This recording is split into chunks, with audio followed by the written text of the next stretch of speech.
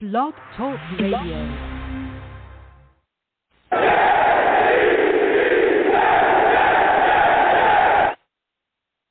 What's going on, folks? It's your boy, Long Beach Joe, and I am back at it again. I'm back at it again, man. You know what I'm saying? So much going on in the NFL right now, so much going on with the New York Jets as well. We've made a ton of free agency moves to really help this football team. And let me tell you something. If you had questions about Joe Douglas, okay, if you had any questions about the type of general manager he was going to be, all right, this free agency told you a lot about what he was about. He went out there and took care of business with the Jets.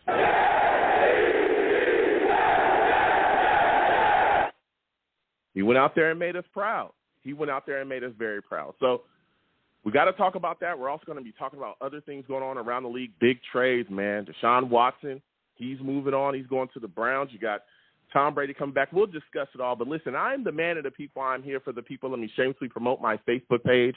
Everyone go on Facebook, search The Long Beach Joe Show. Like that page. My content's up there. Go ahead and give it a listen. Message me. I'll message you right back. I love going back and forth to folks about this football team. Also, leave me some feedback. I love hearing about what you folks think I do here on The Long Beach Joe Show, man.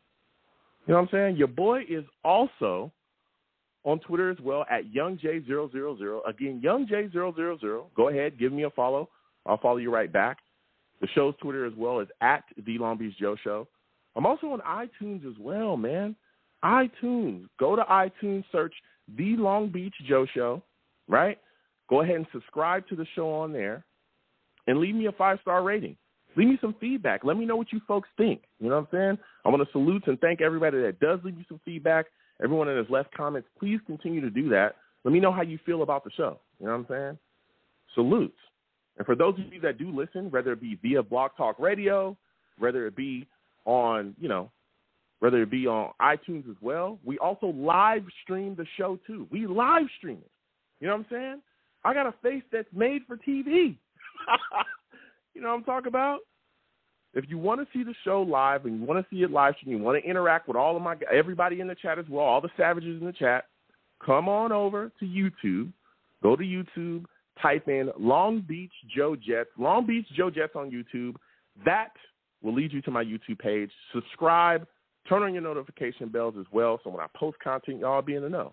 You'll see everything that I post over there, all the live shows. You also see the other content we put up. We game. We have a lot of fun. You know what I'm saying? So coming over, subscribe to Long Beach Joe Jets, and come join the fun with everybody, man. All the cool kids are over here. You know what I'm saying? So now we're going to get into it. Salutes to everybody calling in. We'll get to the callers in just a second. Again, 515-602-9639. 515-602-9639 is the number. Call in. We're taking all callers. Now listen here. Joe Douglas and this staff did work, okay? They did work in free agency this year. There was a lot of questions about Joe Douglas coming into this. A lot of people, there was a narrative out there being spread that Joe Douglas was cheap. That was something that was said. Joe Douglas is a cheapskate. We expect him not to go into free agency and really do anything. There were a lot of people that were hopeful that said, hey, Joe Douglas is going to go in there, and try to bargain basement shop. He's going to pick up from the trash heap, from the trash bin. He's not going to do certain things, right? So with all of that brewing about, Joe Douglas went into this free agency and made a bunch of smart decisions. He absolutely did, and he put this football team in a great position, great situation with a lot of quality signings. And the signing started with Laken Tomlinson. This guy's a guard from the San Francisco 49ers. This is a good guard. This guy is a mauler, particularly in the run game as well, right? Pro Bowl guy. Not only that, but he's been in this system before because he's worked with LaFleur in the past. He was playing under him before. So he understands the system. He has a familiarization with the system. As we continue to talk about these free agents, one thing you will see is the value. You will see value, and you will also see guys that are familiar with what we're doing here. That's what you will see. This is a great gig. You want to know why? Because we need interior line help. There was no way in the world, as the New York Jets fan, staff, coach, hell, even the players. Nobody wanted to see Greg Van Roten go back out there at right guard. Nobody wanted to see that. We all knew we had a gigantic hole there at guard, and he went and filled it with a heck of a player. Got him for 3 years, $40 million, $27 million guaranteed. That's a good signing. Also investing in Zach Wilson as well, the guy he just drafted. Because if Zach Wilson continues to suffer from interior pressure, continues to get hit, continues to get injured, continues to have to worry about pressure in his face, how exactly can we properly groom and mature this young quarterback? How can we do that?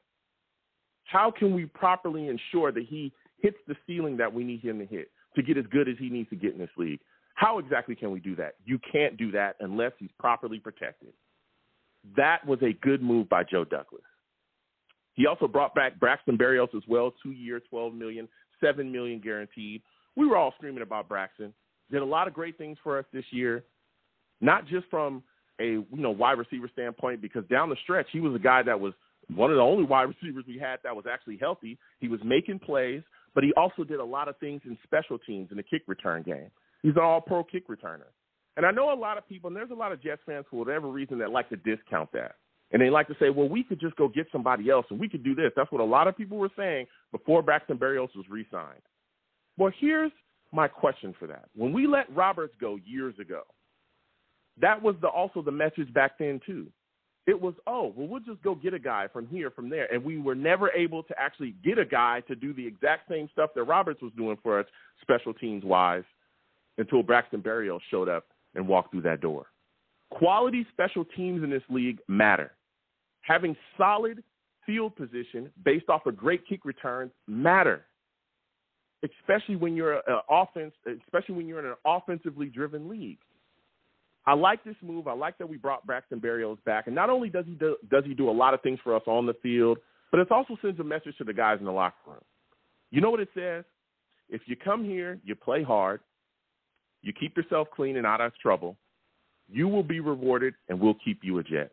That's what that says. That blows up the narrative of the Jets don't ever keep their guys. You perform for the Jets, they'll let you walk out the door. They don't give a crap about anybody. That blows that narrative up. I like this move. I like what it does for the locker room, and I like what it does talent-wise for the New York Jets as well. He also brought back Tevin Coleman as well on a one-year deal, $1.5 million, $650,000 guaranteed. This is a decent move too. I think that this is going to say something about that running back situation because you got Ty Johnson in there. You got Michael Carter, who's going to be our starter. We've seen him last year. You got Tevin Coleman back in the fold, and you also got Austin Walter in that room. Somebody ain't going to be around. And I think this is knocking on the door to Ty Johnson. If you don't step it up, you might be gone, my friend. Because last year we wanted to see a lot out of Ty Johnson this past season, and we saw a lot of dropped footballs and we saw fumbles. So Tevin Coleman coming back, again, this is a veteran guy. He can give you some quality snaps. He understands the system. That was a decent signing too. One of the bigger signings that I really liked as well was bringing in C.J. Uzma. This is a big tight end from the Bengals, man. We got him for 3 years, $24 million. Let me tell you something. This dude is 6'6", man. Big target. I like what he brought to the table. Absolutely. But there was a lot of people that were just trying to say, oh, well, his production is this, his production is that. And I was like, well, at the time when we first signed him, I said, hey, he's going to allow Zach, right, to be able to dump things off to a big body guy when pressure is being surrounded him. And he fills a void. Our tight end position was just wide open. There was nothing there. And especially when you look at the free agent market and you see that Schultz was tagged, Gesicki was tagged, and Njoku was tagged, he was the guy that was there, and we went and got him and grabbed him. So I like that move, and I like what he brings to the Jets, and I think he's going to come here and do one heck of a job for us, man. I truly do. DJ Reid is well being brought in at corner. 3 years, $33 million. It's a young guy, 25-year-old corner. I think he's going to come in and immediately compete for a spot here, immediately. I think he's the number 2 guy. I honestly believe that Bryce Hall is going to be our number 1. He's going to be our number 2. He's also a guy as well that has a familiarity with Sulla, played under him in 2018-2019 season. He knows the system, man, and he's going to go out there and fight. Like I said, I think he's a number 2 spot easily. I think he takes that. Now, there may be a battle between him and Echols. I can see that. But this guy's been paid, so he's going to come in. We also went and got Jordan Whitehead as well, 2 years, $14.5 million. This was a great signing, too. This was one of the guys that I talked about prior to free agency. A lot of people were upset when we missed out on Marcus Williams. He went over and moved on to the Ravens. I said, hey, there's another safety out there that I like, and his name is Jordan Whitehead, and he came right on in. This guy is a strong safety that is going to bring the lumber in the run game. Let me tell you something. We got ran on all last season. I don't know if y'all remember that. We got ran on over and over and over again. He got ran on. I'm telling you, watch this defense. This guy's going to come down into the box and absolutely destroy people if they even try that. This is a darn good safety, man. I really like what he brings to the table. Really do.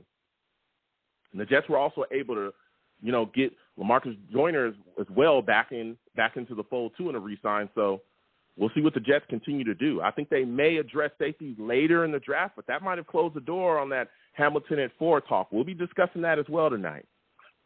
I think that closes the door when you got those 2 safeties in the building. We also were able to bring back Nathan Shepard as well. Solid re-signing. We missed out on Foley Fadukasi. He's moved on. Shepard comes back. We didn't get a lot of production out of Shepard, but I tell you what, he's coming back into a system. They're going to put him in a position where he can come in, help and run support, be a rotational guy. We also brought back Dan Feeney as well. Dan Feeney is a guy that's going to come in and be a solid depth offensive lineman, so I like that move as well. We saw various injuries along the offensive line last year, so you always need solid depth. He's a guy that can come back. Eddie Pinheiro as well. We signed him a restricted free agent, 1-year deal, $2.4 million. Now this, I know a lot of Jets fans aren't really, thinking about this, but we've had issues at kicker for a long time.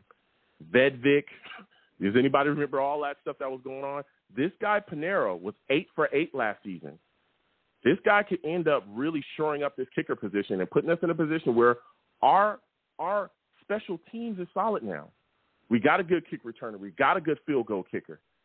We don't have to worry about coming down if we're in a shootout and it's the fourth quarter and it's late and we can get you to the 40. This guy's going to be able to make those kicks. That is huge in the NFL. We've seen special teams cost teams games. It's costed us games. We've seen it cost better teams playoff games. We watched the Patriots literally kick themselves into multiple Super Bowls. We've seen it.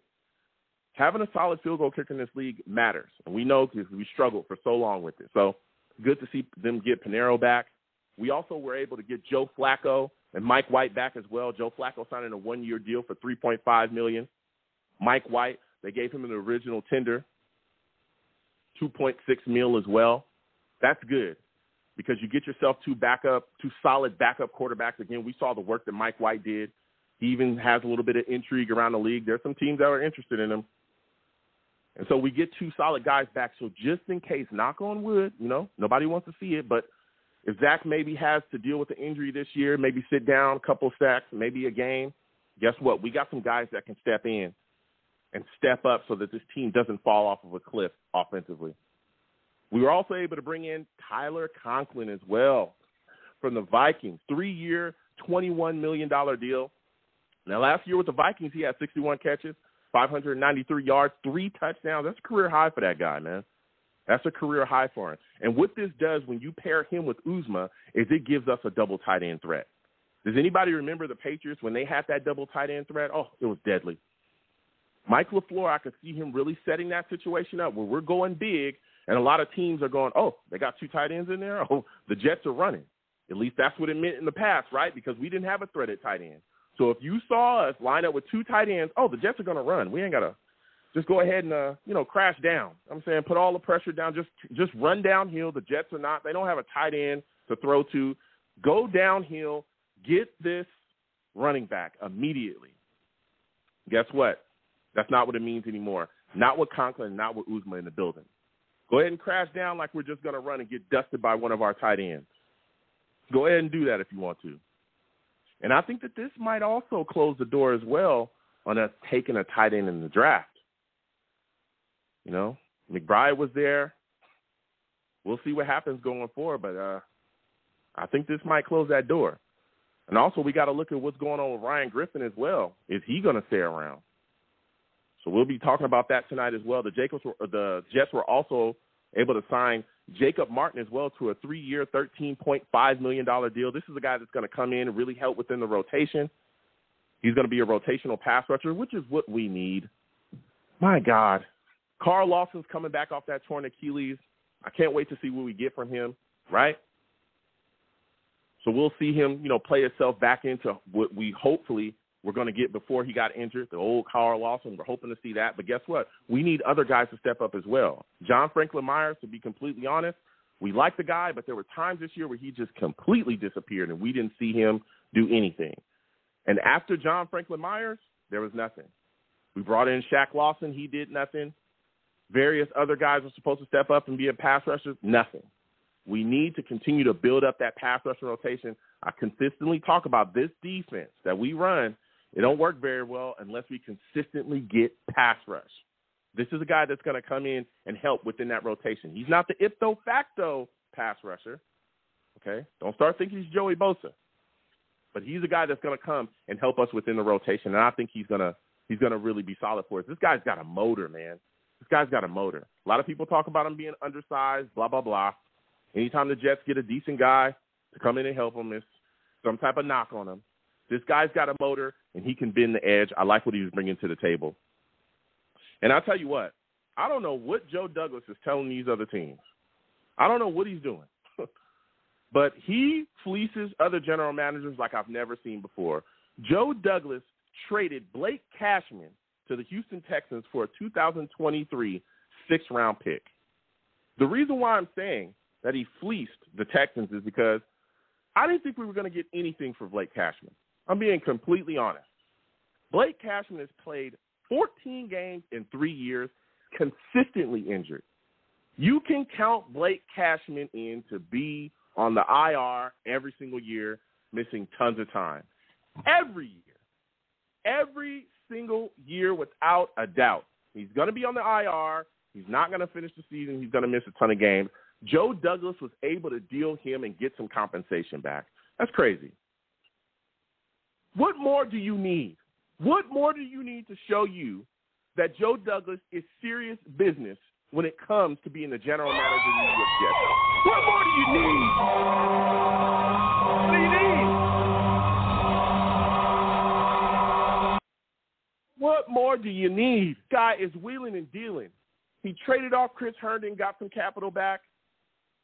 Traded off Blake Cashman, got some capital back. It's insane. And the culture change here is clear as day. You got players coming in our locker room talking about it. C.J. Uzma said, listen, I wanted to come here because I like the culture. You got players around this league that are looking at our staff and recognizing this is now a destination that you want to come if you're a player that wants to succeed. If you're a player that wants to continue to make an impact in the NFL, come to the New York Jets. They got a coach in Robert Saleh. That's what Whitehead and Reid talked about. They came here because of Saleh. That was one of the driving forces. We're in a different space. We're in a different place. This is not the same old Jets. Put that narrative in the garbage.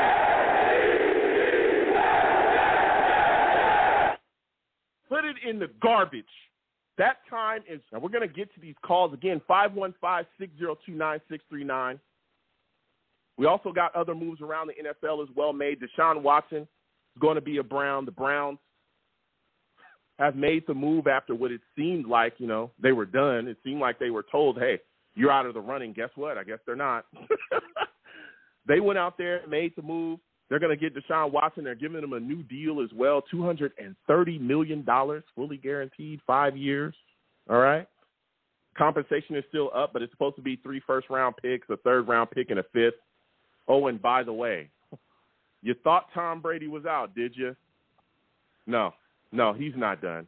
He's coming right back. Tom Brady has come out of retirement. Oh, boy. Just when you thought you had got rid of this guy, just when we all thought it was said and done, we all thought it was over. No. He's not going to let up. He's going to come right back, third season, and play for the Bucs. I'll tell you what, man. Tom Brady is like the final boss that you just can't get rid of in a video game. No matter how many lives you use, no matter how many damn quarters you stick in that machine, he just does not stop. He doesn't go away. Tom, what more do you want from me?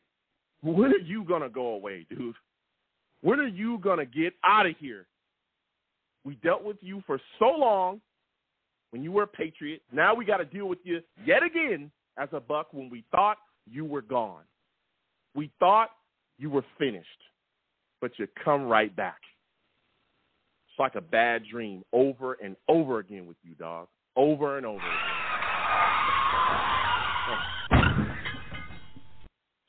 Bad damn dream. But you know it's a good dream?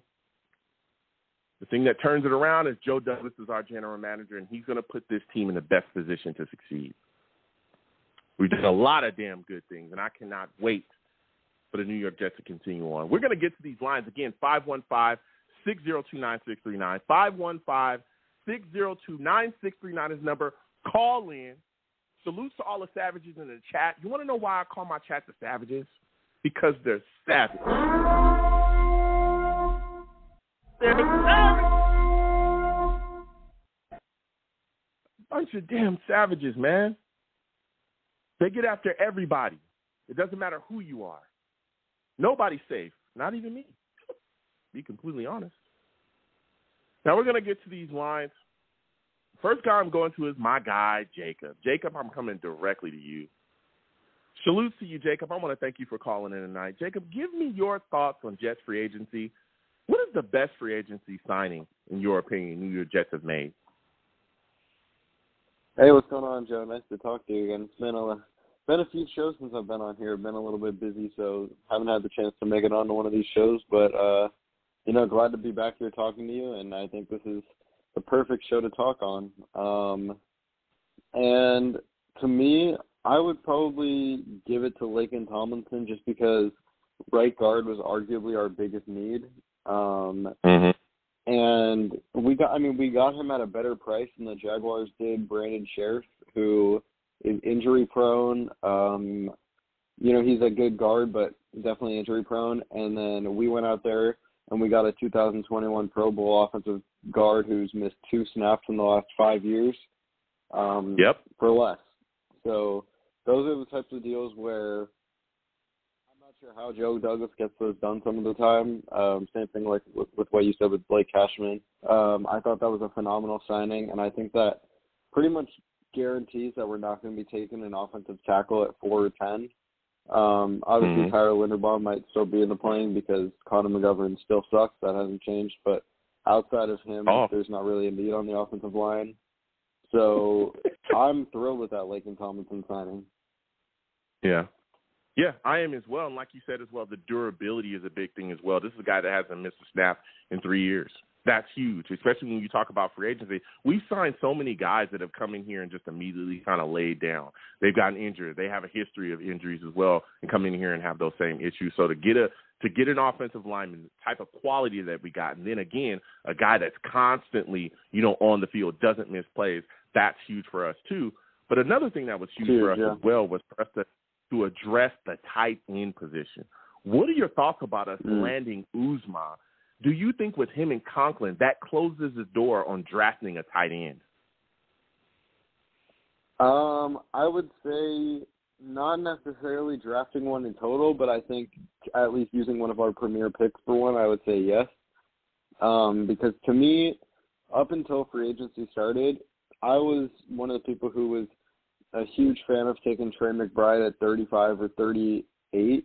Yep. Wherever I guess, we picked 35 and 38. Yeah. So with one of those second-round picks, taking Trey McBride, I thought that would be a phenomenal signing. And then even with us signing CJ Uzma, I was still not totally sold that we weren't going to take a tight end at 35 or 38 because CJ Uzma is good, but he's not by any means like a Pro Bowl tight end yet. I mean, could he be?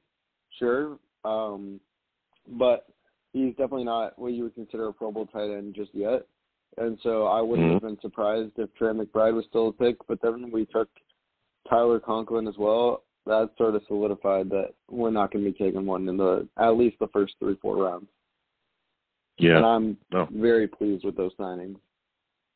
Yeah, I am as well. I mean, we'll see what we do, but it's just kind of tough for me to really see us take a tight end in this spot. It's like you said, at least for the first 3 rounds, we're going to see, how they handle that situation. But with those 2 guys in and what they can do for this offense, LaFleur has got added even more weapons now. LaFleur really stepped up. Once he got to that booth, he was a different guy. Okay, Booth LaFleur is nothing like Field LaFleur. Okay, Field LaFleur, please just go somewhere else.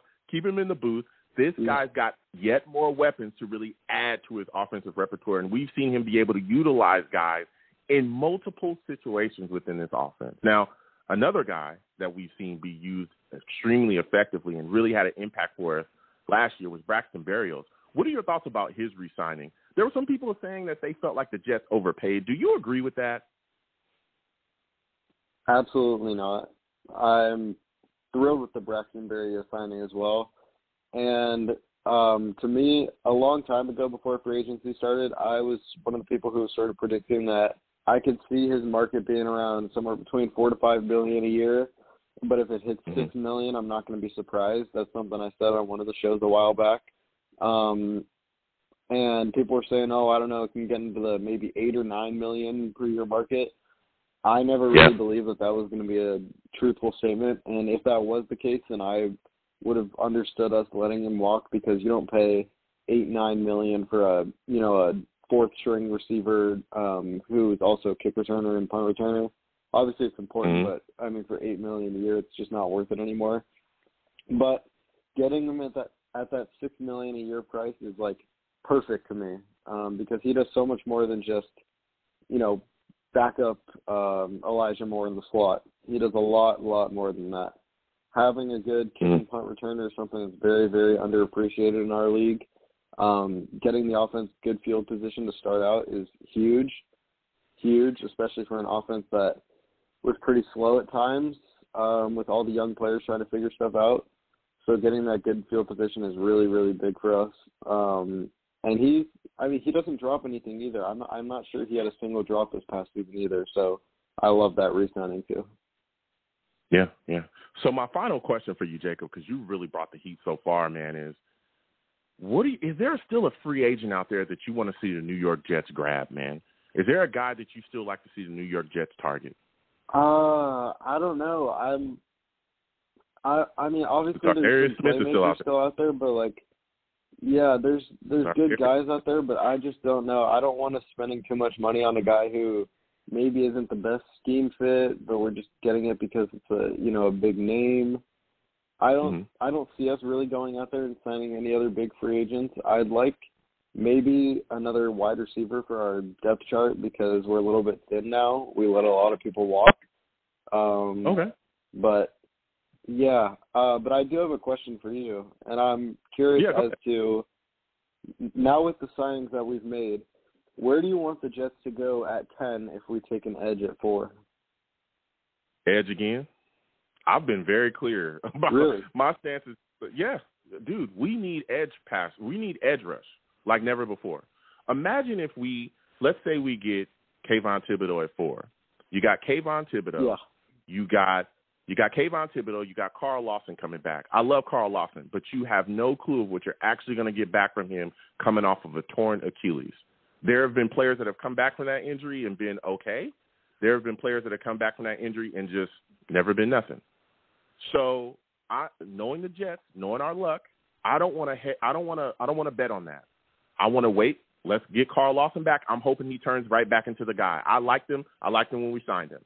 But if he doesn't, guess what? I'm going to have 2 fresh young edge rushers. And if he does, guess what? I'm going to have 2 fresh young edge rushers to add to him. How are you going to block these 3 guys?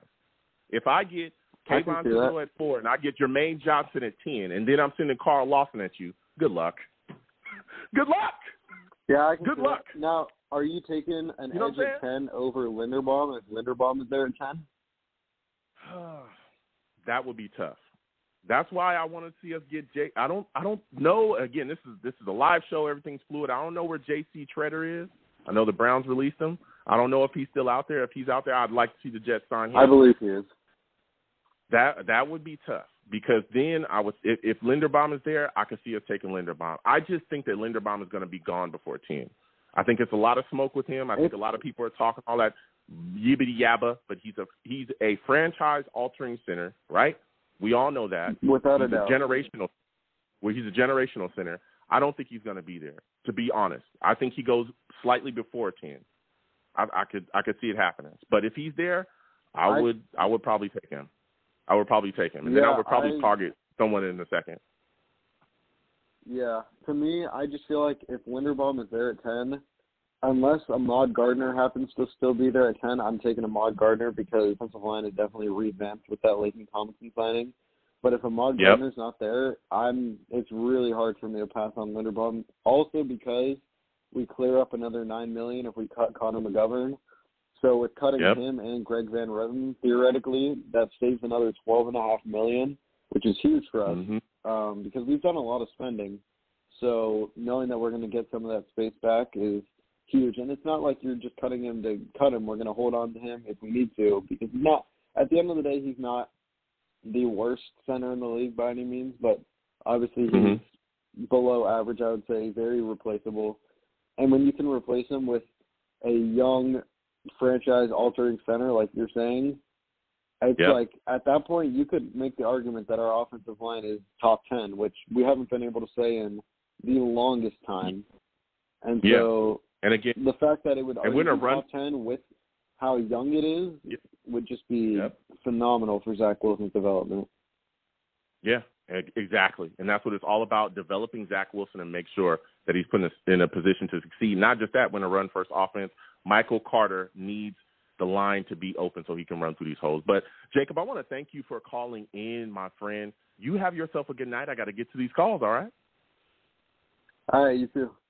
All right, you have a good one. We're going to keep going to these lines. Again, 515-602-9639, 515-602-9639. Call in. Again, when you call in, I know I have new callers. Please be patient. Don't call in and hang up. Call in and hang up. I can see you. I will get to you. We're going to get to everybody tonight. So we're going to keep getting to these lines. Again, please give the stream a thumbs up. Subscribe as well if you have not subscribed. Hit that notification bell so when I post content, y'all be in the know. If you want to give to the stream, my super chat is up there. If you don't want to hit the super chat, you want to hit my Cash App app's down there as well. Anything you give to the platform is greatly appreciated. We're going to keep getting to these lines. Next, I'm going to 909. 909, you look like a new caller. Give me your name, where you're from. Can you clean up your background a little bit? Clean up your background a little bit. It's a little loud. All right, I'm going to mute you for a second here. I'm going to have to mute you. I'll come back to you later, 909. Next, we're going to my guy in North Carolina. North Carolina, I'm coming directly to you. This is my Jets fan from North Carolina. He knows what he be talking about. Salute to you, my friend. I want to thank you for calling in tonight. Listen, free agency's going on. We got a lot of things shaking and moving.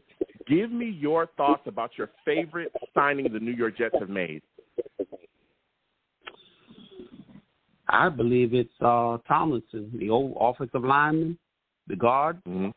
I think that was very important to solidify the offensive line. Don't get me wrong. I really like some of the prospects that are coming out in the draft, but I think it bears well for us to go on and address some of this prior to the draft and give ourselves more flexibility. The suggestion you made about taking two edge rushers, me and you think exactly alike. Exactly on this, because this is something that's been lingering for the last month in the back of my mind. What would happen if they took two edge rushers? Now, they did this some time back with Sean Ellis and John Abraham. I think they can possibly do it again. And if they did it, if they got Thibodeau and they got Jermaine Johnson, with those two together, their potential, you could take what was a weak area on this team and make it potentially the strongest area, particularly if you can get Carl Lawson back healthy. And then obviously you're going to have Bryce Hall, who showed us flashes, prior to him getting hurt. He has pass rush ability as well. Four legit pass rushers, and then that would give Saleh probably pretty much what he needs to run his rotation in terms of edge rush and continue to apply pressure to the opposing quarterbacks, which is very important, Yeah. Yeah, that's exactly why I'm all about it. I'm all about edge rush. Dude, we have not had a pass rusher in 10 years. That's insane. Yeah, it's been that long. We haven't had a legitimate pass rush in 10 years. That is insane. You cannot continue in this league, An offensively driven league, a league all about pass rush, and continue to do that. But I think that's one of the biggest factors that has kept the Jets out of the Super Bowl. I believe it's their inability to rush opposing quarterbacks, and I believe it has been their lack of production from the quarterback position. It's those two things. It's quarterback to me, and it's edge rush. If you can rush the opposing quarterback, get them off of their spot, make them have to rush, because every quarterback can't make those off-platform throws like Aaron Rodgers could in the prime of his career, like Zach Wilson can. Now, a lot of quarterbacks can't do that. You get them off their spot, they're going to become uncomfortable and a little bit erratic. You know what I'm saying? I think it's a good suggestion to potentially take two edge rushers, because the Jets could still get a wide receiver. They can still get one at 35. Now, who do you think is going to be available at 35? I don't know if Chris Olave is going to make it, but he might slide down the board far enough that we might be able to trade in there and grab him. What do you think as far as a late first-round pick potential thing? That's what I was about to say. You Chris know what I'm saying? Is definitely one of Chris Oakley is definitely one of the guys. Let's say by the 23rd pick or 24th pick, he's still on the board, Chris Olave. The Jets have the ammunition to jump in there and make a trade and jump in there and get him. That's a possibility as well. Nobody's talking about one of these wide receivers sliding closer to that second round. We've mostly been thinking about the tight ends, but I think since we got the tight end from Cincinnati, now we can kind of take a little breath. We still have work to do. Maybe a Jeremy Ruckert, if not a Trey McBride, but maybe we can take pick 35 and invest that and maybe package another pick and go jump into the first round, maybe take one of these wide receivers. Now, I think Garrett Wilson, I think he's going to be going. Drake London. Yeah, I think Drake London, Garrett Wilson has gone. But one thing you said, I don't mean to cut you off, but you said, hey, you're looking at Trey McBride. Would you still take a tight end in this draft, even though you have Uzma and Conklin now on the roster? Not early. I don't think I would take either picks 35 or 38. I would not invest those two picks in the tight end based on what we've already done at free agency. I think we're a little bit more solid now. We've got functional tight ends we can work with now. Before we had practically nothing to speak of, where we were in dire straits to add a tight end in this offseason. Joe Douglas has done an outstanding job. Now he's given us draft flexibility where we can take those picks, one of those picks, and invest it into a wide receiver, and maybe take that other pick and maybe invest it in a linebacker. Now, that's another thing that has been talked about. Muma, so I think Jacoby Dean and Devin Lloyd, they'll be gone, long gone before the second round. We already know that. But Muma might be available, or maybe one of the second-tier linebackers, that can really help us. I think Soller made an attempt with his experiment to convert those safeties, which is, the nuances of safety and the linebacker position. They're two distinct different positions. Even though a safety at times can line up, let's say a 4-2-5 or 4-3-4 can line up in that formation and appear almost like a linebacker. But some of the experiment, I think it failed miserably. I don't know whether because those particular players just didn't have the wherewithal or instincts to make that transition, or do you think injuries really fouled this team up early? And pretty much. There was injuries that really jacked us up early, especially at that safety position. Again, with us losing Joyner, and then we lost Marcus May down the stretch too, which really hurt us. Certain spots in coverage. We had issues at corner. We had Michael Carter go down. We had other guys go down as well in that linebacker core. But I also think it was the fact that, and I've said this 1,000 times, we don't have the right personnel to run the deep. We never had a pass rush. You can't have all those injuries and then have an issue and have no pass rush. So that's right. There. But because I think Kayvon Thibodeau, Kayvon is definitely. I think Kayvon is definitely going to be in the talk there. But my next question for you is, what are your thoughts about some of the? Were there free agents that you wanted to see the Jets land that we didn't? Actually, technically, he wasn't a free agent. I guess he was more of a possible trade acquisition, and that was Amari Cooper. And that didn't happen, and I was very, very much disappointed with it. I think it was, 5th-round pick? And I think we could have afforded, to give up a 5th-round pick, which is really a bottom-tier mid-round pick. And I think it would have been a great acquisition for us. and I think gave us even more flexibility going into the draft, where we won't have to even think about a wide receiver within the first 3 rounds. You know what I'm saying? Now, because we didn't pull the trigger on this trade, now it puts us in a position where the wide receiver market could just, start becoming thin as far as our options and what we have to choose from.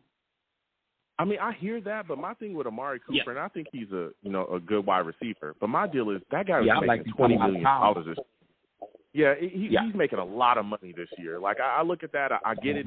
I think it was like a 5th and a 6th or something like that they gave. It was very little.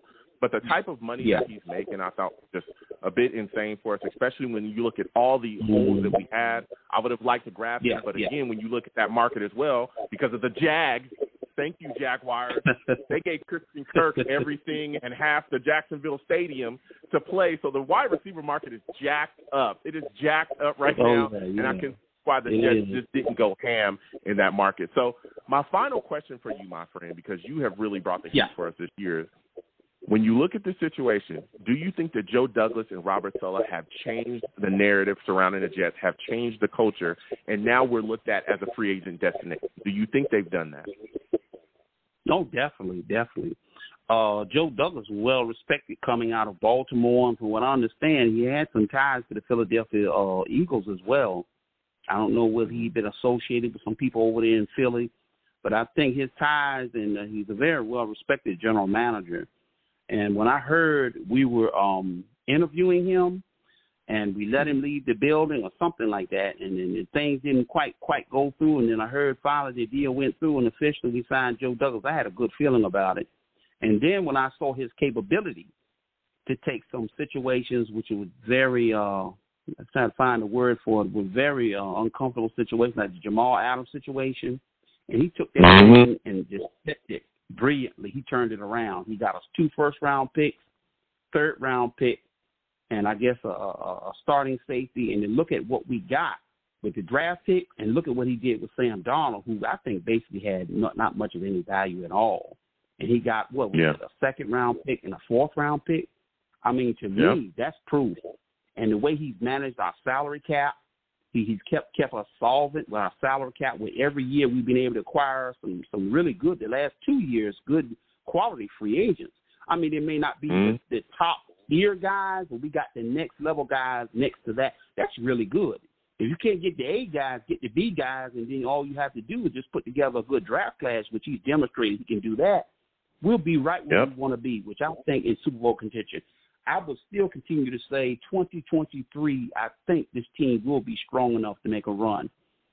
And what Joe Douglas is doing right now in free agency validates what I've been saying. I believe once we break camp and teams make their final cuts and we put the final product together in 2023, do not be surprised if the team not only makes the playoffs, but wins some playoff games and makes a legitimate run. Don't be surprised at that.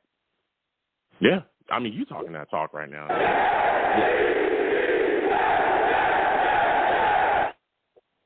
Listen, I want to thank you for calling in, my friend. You have yourself a good night, all right? Hey, and you take care too, Joe. Always a pleasure to talk to you. Absolutely. Thank you so much for calling in. Next time I have a show, I want to hear from you, my friend. All right, we're going to keep getting to these lines. Again, 515-602-9639. 515-602-9639 is the number.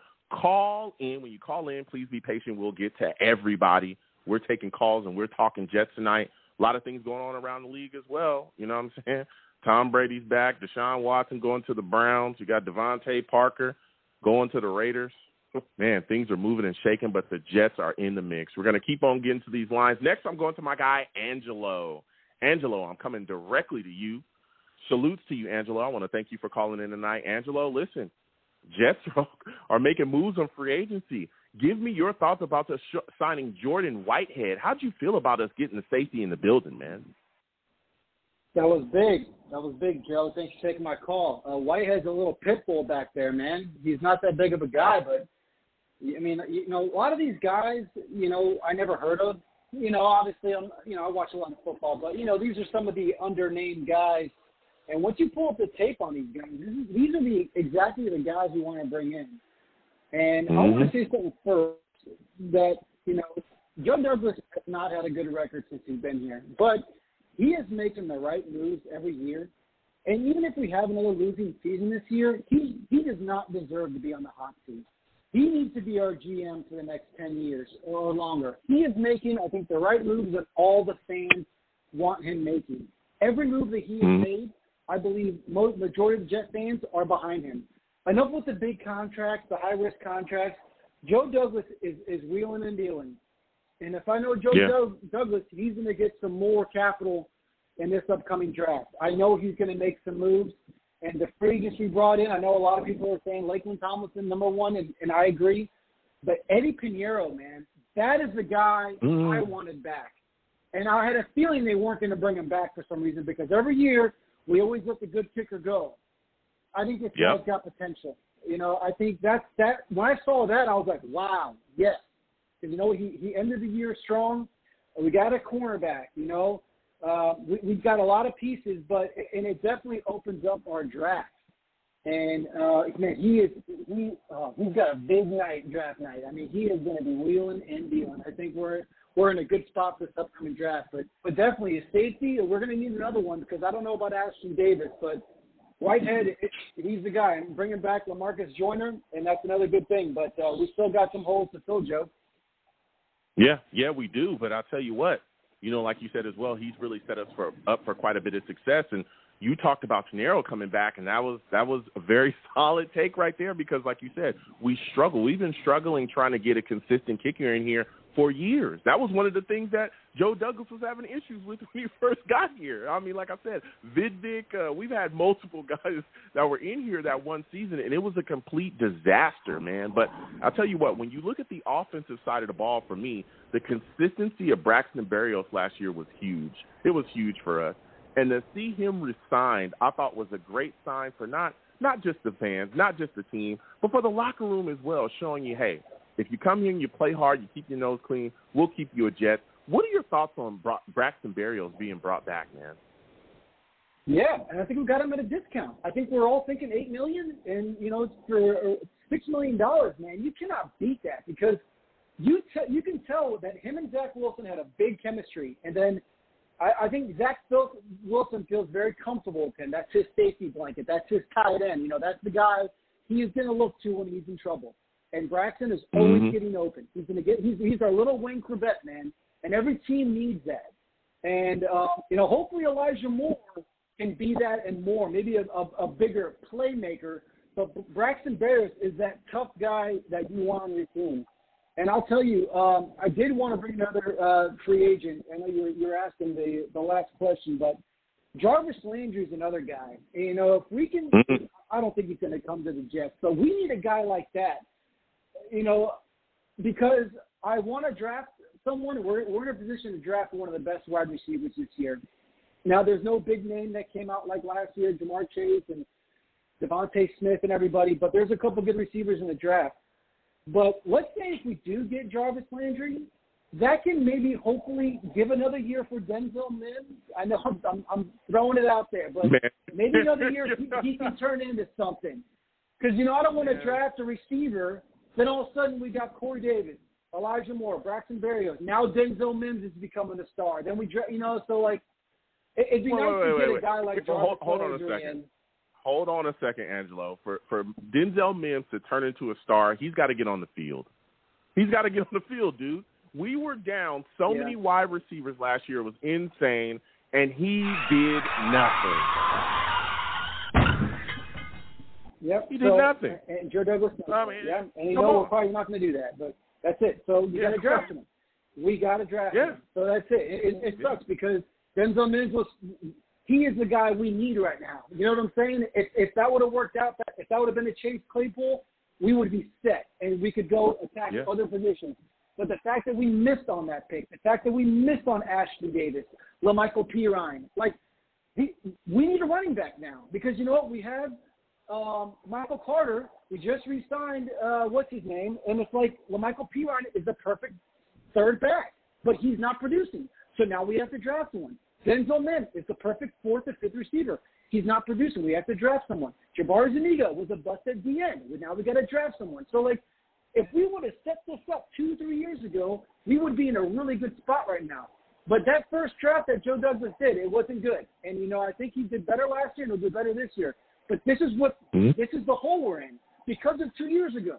Because James Morgan, you know, we traded back and we got Denzel Mims and we drafted that whole draft was. Yeah, but that first draft, there's some misses there, but we did get Becton in the first. We'll see what he gives us this year. Again, when he's on the field and he's healthy, he's one of the better tackles in the league.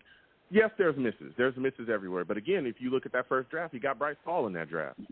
Bryce Hall is our number one corner, one of the better corners in the league. So yes, you're going to have those misses there. But again, you have to look at the hole that we came into as well, right? He was coming in with his first year, he had no drafts and no free agency because they gave it to Mike McCagney. He's coming in with a hole, you know, all his cap room issues and all these other issues handed over to him from Mike McCagney, and he's been able to kind of move his way through the situation. Look where we're talking right now in free agency, how many quality signings that he's making. So I think when you look at the situation here and how we're set up now, we're in a better space, and he continues to make decisions to put us in position so that we can capitalize on these upcoming things that's coming up. And that's what I wanted to talk to you about next, is now we're hearing from players that are coming in the building. We heard it from Whitehead. We heard it from Reid. You know, we're hearing it from C.J. Uzma about how the culture is different, about how things just feel different with the Jets, and that's what attracted them to us. What are your thoughts about that, man? What are your thoughts about Joe Douglas and Sulla changing the culture of this football team to make it an attractive place for free agents to want to come to? I'll give you the last word. Go ahead. That's great, and I appreciate that. And I want to tell you one thing. Culture is everything. And I'll tell you who is on the hot seat is LaFleur. Because you know what? We can sign all these players, but our coaching staff did not have a good year last year. So, you know, I think the coaching staff needs to get put in check. We're analyzing, looking at the players now, but we need to be analyzing, looking at the coaches as well. Our offensive line coach, John Benton, just got arrested for DUI last night. And you know what? Yeah. Whatever. Everybody drives a little buzz. But, you know, I'm sure the players are going to make fun of him, but whatever. You mean whatever, DUI. I don't know how hammered he was. We're going to have to see what the report comes out. But culture is everything. And you know what? I heard that, you know, Devontae Adams, he wasn't going to come to New York because we're not going to compete. But there are guys that's going to come to New York because of the culture. And hopefully at that point we get a couple players, we have a really good draft, then we're going to be the free agent destination. And it's all because of Joe Douglas. And I'll tell you, like I said, he had a bad first draft, and you know what too? Because of the insurance of Mekhi Becton. But he has moved the team in the right direction. And I don't care if we have a losing record next year. He has still made all the right moves. And I want to make that clear. If they fire Joe Douglas because we have another losing season next year or whatever it is, that's not his fault. He is making the right moves. Something else has to be done. But I don't want to see this turnover and head coaches and GMs. Like, I want to get I feel like we're kind of stuck with this now. I feel like we're stuck with these players and these people, and this is what's good for a franchise. Look at the Steelers, man. They've had like 4 head coaches their whole dang existence. I mean, that's what you want. You want a head coach that's going to last 10, 15 years, the Bill Belichick's. You know, you want the GMs that's going to be there for 10, 15 years. That's how you build a franchise. Don't that is. That's how you success. Exactly. That's exactly how you do it. But again, the decisions have to be there. Joe Douglas, all the things that he's doing right now look good. And I hear what you're saying about LaFleur, but I think LaFleur actually did a pretty solid job last year, especially when you looked at how banged up our offense was. Once he moved into the booth, he was way better than he was on the field. I will say that. Booth LaFleur, that guy is going places. And I think once you continue to give him weapons, get guys back healthy, I think we'll see even more come out of this offense. But I want to thank you for calling in tonight, Angelo. I got to get back to these lines. You have yourself a good night, my friend. All right. See you, Joe. Thanks. All right. We're going to keep getting to these lines. Again, 515-602-9639. 515-602-9639 is the number. Call in. We're taking all callers. Next, I'm going to my guy, Michael. Rusty 909 will come to you next. Michael, salute to you. I want to thank you for calling in tonight. Michael, man, listen, we're talking. I mean, things are blazing right now. The Jets are looking amazing. A lot of great free agency signings. Give me your thoughts on this free agency class, man. What is your favorite signing the New York Jets have made so far? Well, Joe, it's good to hear from you too, Joe. I think Tomlinson, the all-pro guard that we received, again, everyone thinks that Joe Douglas might be done with the offensive line, but you still have 2 more spots you have to fill. Sant is doing well, and he's played himself into maybe even a long-term answer, but McGovern's got to go. So I truly think that Linderbaum is on the table, but not. Mm-hmm. He's given himself a lot of flexibility in the draft to trade and not pick people where he's forced to pick them now. He can manipulate more of the draft. Mm-hmm. I love the defensive backs that we picked up, Whitehead and Reid. And Reid added that extra depth with Echols and Hall and Michael Carter too. I thought that was fantastic. Now you have some quality depth. You're still light at safety. I like Whitehead, but he's more of a thumper. You're going to need a guy who could do center field. If Joyner can stay on the field, that'd be great. But you probably have to draft somebody. But, again, you don't have to draft anybody super high now. Mm-hmm. You can pick them up later. Thibodeau first, I think if he's there, I think he's that type of a talent. I heard you say earlier about getting another one at 10, which would be overkill, but I wouldn't be opposed to it. I wouldn't be opposed to it at 109 or at trying to manipulate the first round where you're getting an extra third or second round pick. I wouldn't be. I wouldn't be against another edge like in the second round with Cameron Thomas. That would be nice. Yeah. Here's the thing, Mike, and I hear you say, hey, that's overkill. Is it really overkill when you look at what's going on around this league? When you look at we're in a passing league, right? And listen, if you don't have a pass rush in this league, if you don't have multiple pass rushers in the league, you're going to have issues. If you look at a lot of these teams that are competing, they have multiple pass rushers. I don't disagree. I followed the Jets since 1974 when I was 9 years old and I could pay attention to what was going on. When we were great, we had Gastineau and Klecko. You had two. Yeah. All right, and look at this past Super Bowl. You had Donald and you had Von Miller. Von Miller. They had other guys as well. They had other guys that filled in. Listen, they had other guys that filled in. Same when we had the sack exchange. You had Marty Lyons. You had other guys that would get some sacks and add pressure in certain ways, but your two big guys, I mean, both of them had 20 sacks in the same year. That's ridiculous. So that was the Jets. That was the Jets in 81, Yeah. So and they have multiple seasons like that. So, if you would get another one, I agree with you with Carl Lawson. You don't know what you're going to get back. I mean, if he shows up to be the same player, oh, my gosh, now you really got something. But it's an Achilles. My ex-wife had an Achilles injury. She still doesn't walk good, and that was like 3-4 years ago. So, you don't know what you're going to get. You don't know what you're going to get from Carl Lawson. So you have to plan on not having it.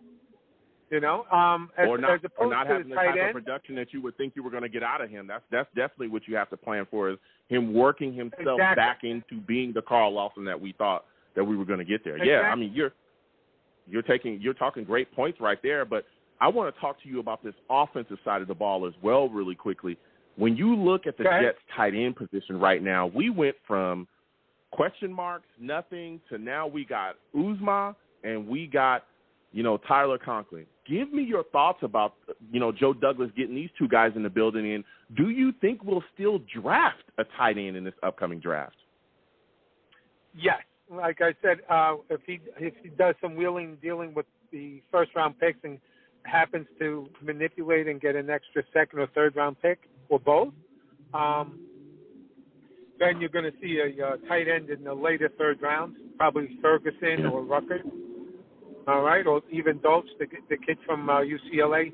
You can go more with a receiver tight end, because now you have two guys that actually can block and really play into LaFleur's new offense, as opposed to the guy we were saying before about the coaching staff. You saw in the beginning they were kind of lost, but they grew as Wilson grew through the season. When if you watched the Senior Bowl, they knew what they were doing. They looked totally organized, really on point, and the Lions looked totally lost, absolutely not knowing. Like the Keystone Cops, they were all over the place. But the Jets were organized. Yeah, the Jets were organized. They knew what they was doing. I mean, it was they they didn't look like the Jets, which is great. Yeah. And that's the culture that's changed, and people see that, you know. So, yeah, are we going to pick a tight end? Yeah, later on.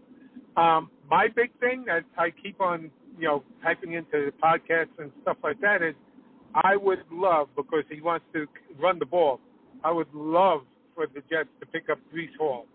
It might have to be a second-round pick for him, but he is dynamic to go along with Michael Carter. Wow. Yeah. And you beef up the offensive line. Now you're going to control the ball and eat up the clock, and you add these pass rushes and you build up the defense. Now you get the ball back quick, and then you're holding it, and you know. Now you got something. Yeah. You know? I mean, I'll see. We'll see what happens there again with Coleman coming back. Us still having, you know, Ty Johnson on the roster as well. Austin Walter, who is, you know, Austin Walter. Once we gave him the ball, he's shown up. He's shown up, and he's actually he flashed for the one game. Ty Johnson just can't catch. He can't catch.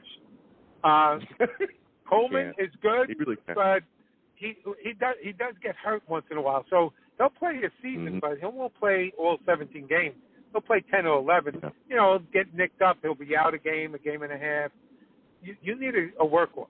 You need somebody who's going to be in, game out. And Michael Carter, I love him. He's great. A little bit too small, and he got a concussion already. So that's going to be reoccurring once in a while. And can you lose him out for 2 or 3 weeks, and then your running back isn't even Ty Coleman because he's nicked up. So now you're with Walter for 2 or 3 games, and that changes your whole dynamic of the run game. Now you're relying only on the pass. That's the problem. So you need another thing that we need to look at as well, though, is when you look at this offense and how it's ran, you can have a myriad of backs is what it's built on. This exactly. Niners offense, it's built on having 4 and 5 different running backs. We've seen it where multiple guys come in, give their production, and that's how the run game really gets going. So even if, you know, again, Michael Carter, I think he'll be all right continuing to go forward, but even then we'll see multiple backs come in. So, you know, we'll see what they do there. I don't know when they'll take a running back. Maybe they wait until, you know, see if guys are undrafted. Everyone says around this. There's other guys they're definitely going to take. Yeah, maybe late in the draft or something like that. So my last question before I let you go, my friend, is when you look at this situation, man, and you see what's happening here in this landscape of free agency, is there a free agent that is still out there that you would like to see the New York Jets go after? The way Joe Douglas is building and doing things, you're going to hear guys with no names, just like the defensive end that you picked up from the Texans. Did anybody know about him? He's a good pass rusher. Martin, he fills the he fills the Vinny Curry slot that we lost.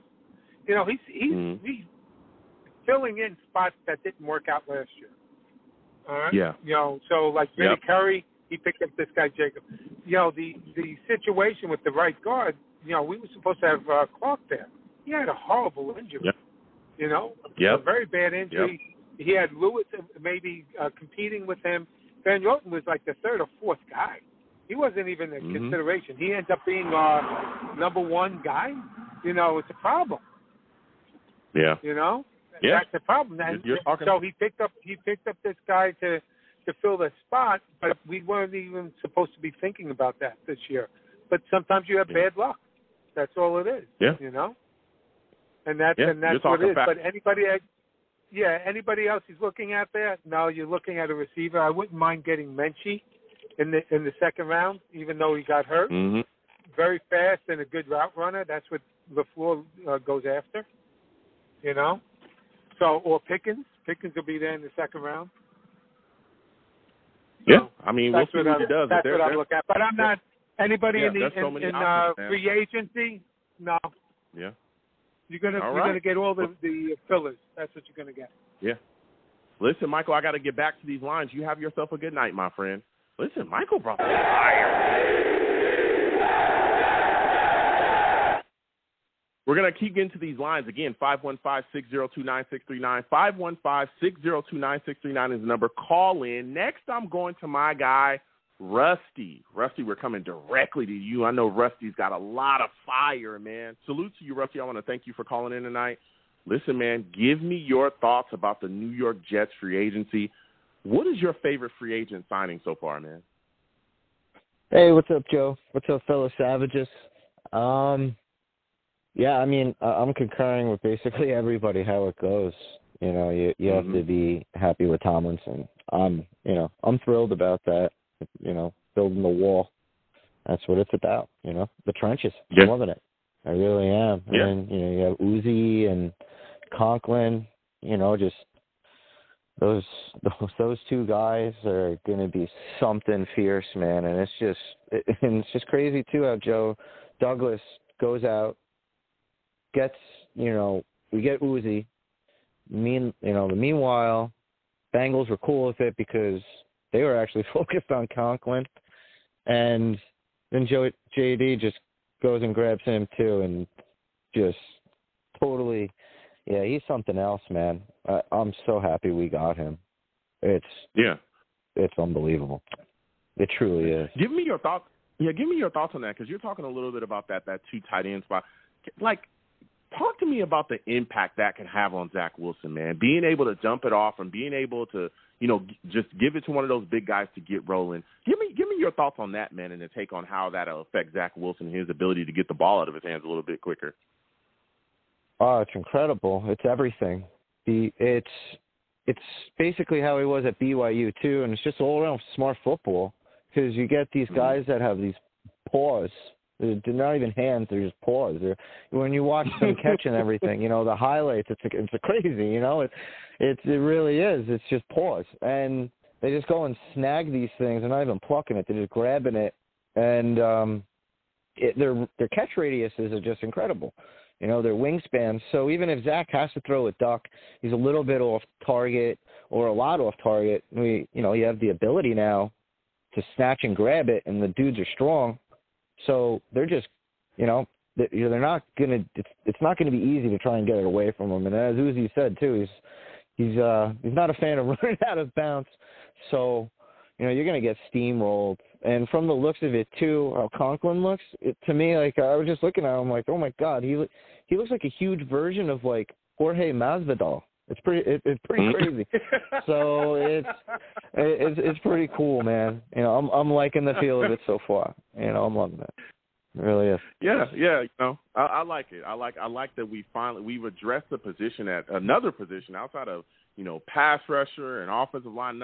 A big area of need with tight end. We haven't had legitimate tight end production, honestly, since like Dustin Keller. We haven't had a real threat there that people were like, whoa, we better look out for. Like I was talking about earlier, we come out in big sets and teams are like, oh, yeah, they're definitely going to run. They ain't got no. Yeah, absolutely. Now we got. Yeah, absolutely. And and that's especially right what you said with two, because even when we did have a tight, it would basically always be one, and then we'd almost have two, and then they'd be gone or an injury or something unfortunate like that. Where it's, fingers crossed, and then we still have the draft coming forward. Like, your odds are looking pretty favorable. Our odds are looking pretty favorable, and these guys are very hungry, and they look like it's fun to them. It's great.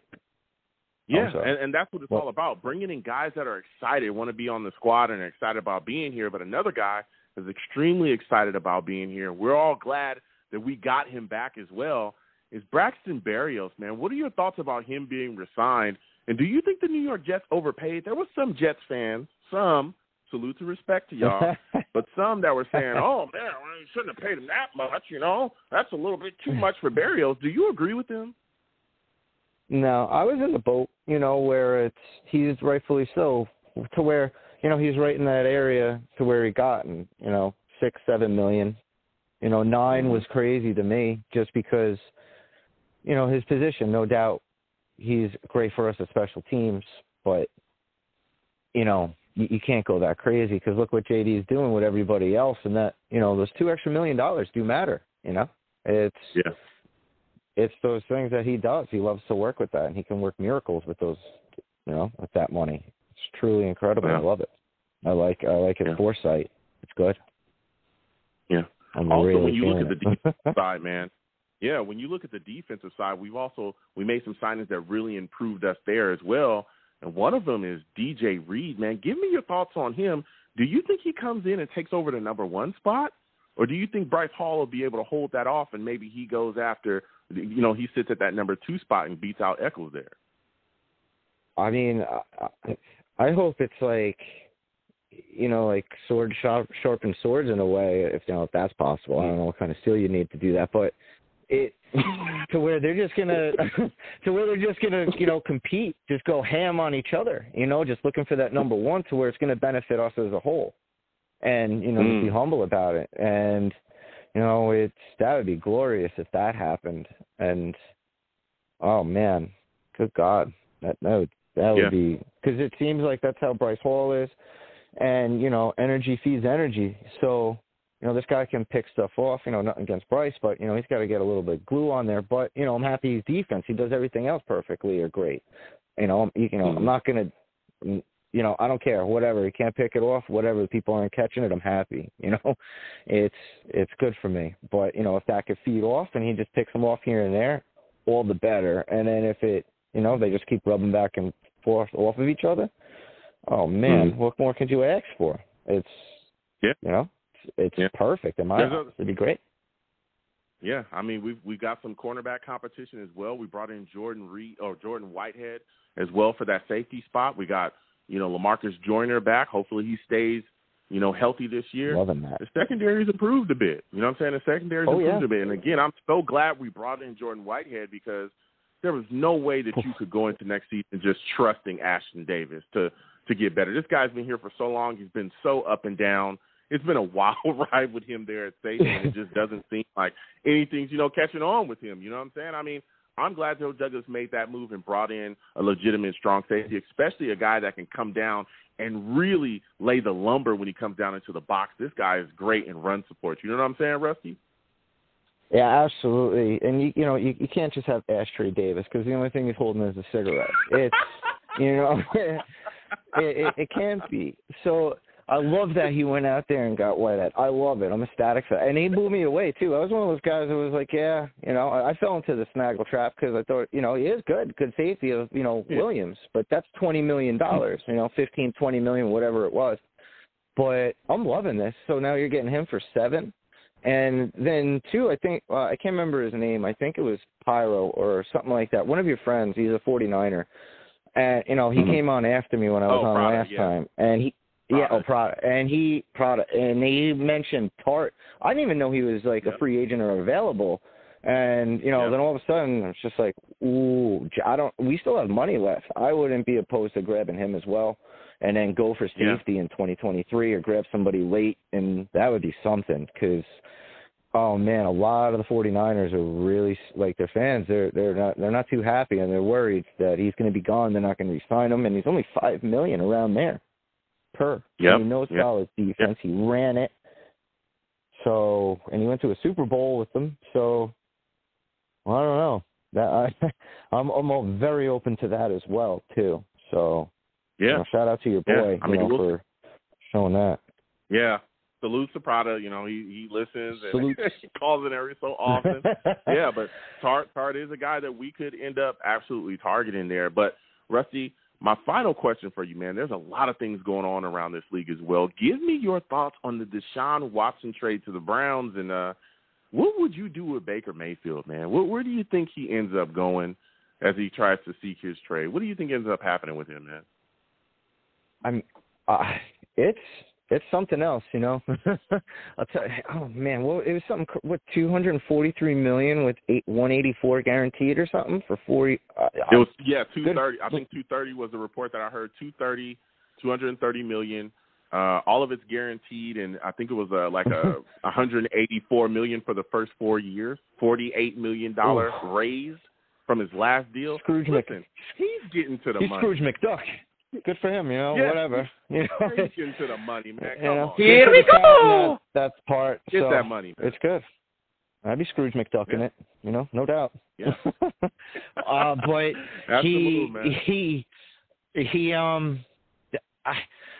that's a lot of coin to eat, so what are you going to bring into, you're giving up 3 firsts as well on their end. It's a lot. It seems like they're going to have, like a 30% or 40% or 35 around there, like A-plusers or A's around there. And the rest of the dudes might be like, B-minuses, C-pluses, stuff around that. And that's not, he might be in like unfortunate situation like it was in Houston, might turn into. I don't know.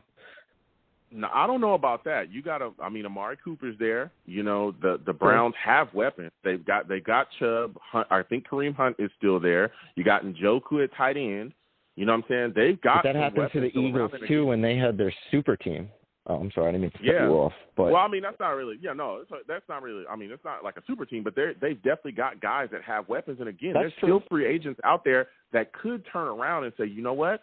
Since Deshaun went to the Browns, I'm going to the Browns too. And so they can continue. Hey, that's very. That's most likely. You're going to get that. There's a lot of moves that they can make. Yeah, there's a lot of moves. But those guys are going to have to eat some money because Deshaun took up a lot. Yeah. Listen, you got to pay quarterbacks. If you want a Super Bowl, you got to pay QBs. Exactly. That's how it works. So, yeah. So, but with Mayfield. Go ahead. With Mayfield, go ahead. Oh, I thought you asked where. I don't know, man. I can honestly see him going to like the Saints or something, just in like the same aspect of how Drew Brees was.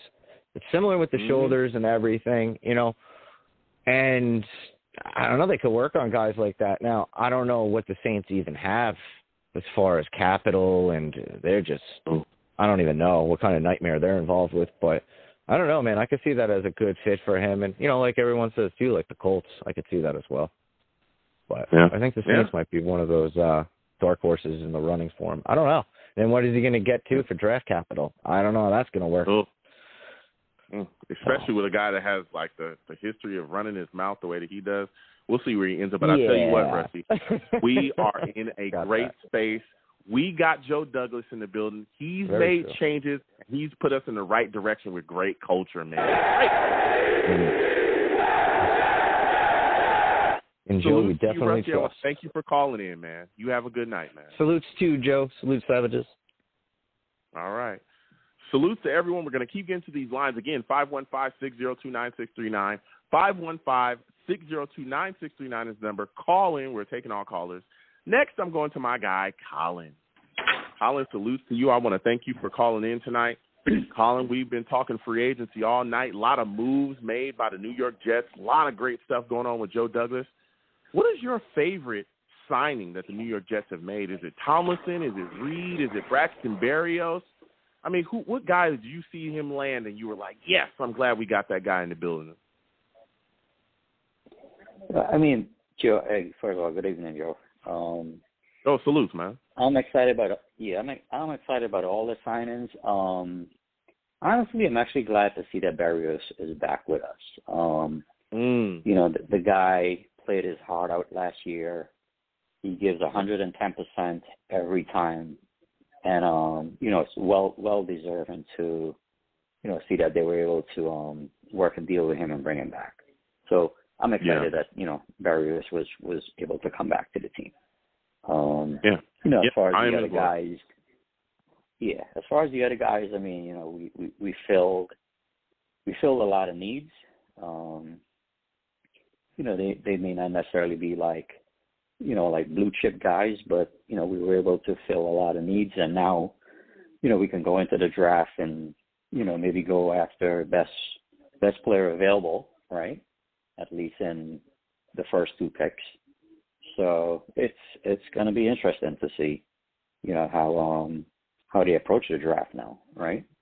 Mm-hmm. So I guess Barrios, I guess, was when you look at. It absolutely is going to be interesting how to approach the draft when you see we've addressed so many different positions, so many areas of need that we thought we would go earlier with. You know what I'm saying? Like, I remember a lot of people talking about the tight end position, right? A lot of people talking about that. And guess what? We went and got Uzma. We went and got Tyler Conklin. Where do you think we go now? Do you think we still take a tight end in the draft? Like, what exactly do you think we do at that position? Do you think we, stick with Uzma and Tyler Conklin and get rid of Ryan Griffin? How do you think that pans out there? Yeah, I think with the two signings, the two tight end signing, I don't see us addressing the tight end in the first 3 rounds. Maybe round 4, because we do have 2 picks in round 4. Maybe, if a guy, Ferguson or someone like that, if there's a tight end like that in round 4, then I can see us, getting one of those guys then. But I certainly don't see them addressing the tight end in the first 3 rounds. There's still a lot of needs on the team that we can address first, and we kind of address, we give Zach Wilson a big tight end, right? If he has a guy he could just throw the ball up. He doesn't even need to see where the guy is, and that guy is going to get it because he's so big. He's 6'6". Yeah. So no excuses for Zach Wilson, right? Yeah, no excuses. Just chuck it up. Chuck it up. You're in the red zone. Just throw that ball 10 feet in the air, and you don't have to worry then, right? So there's no excuse for Zach Wilson as far as not having weapons, because you still have Elijah Moore. You still have Corey Davis, who's a big wide receiver.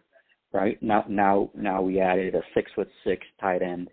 I'm not sure how big Conklin is, but I'm guessing he's going to be at least 6'4" or something like that, right? So as it stands right now with the team, he has weapons. Plus, you still got Michael Carter, and you still got Tevin Coleman, right? So Joe Douglas has done more than enough. So I don't think we need to go out there and still find a top receiver in free agency.